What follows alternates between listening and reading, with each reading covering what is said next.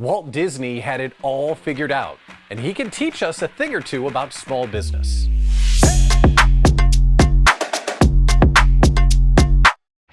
I'm Pat Miller, founder of the Idea Collective small business community. No, you don't need an animated cast of characters to grow, but you can borrow one of his systems to optimize your products. Disney used a low ride out theory every year in his theme parks.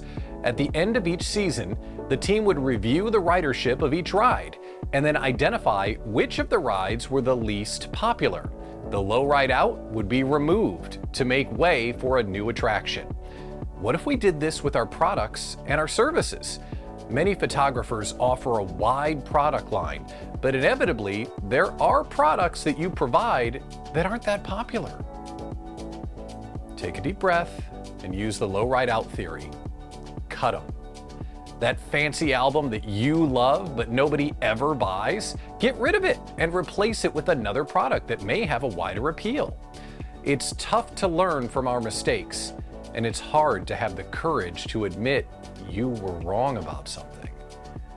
This theory is an objective way to optimize your products and services to make sure we're in step with our customers. You can't build the magic kingdom on a hunch.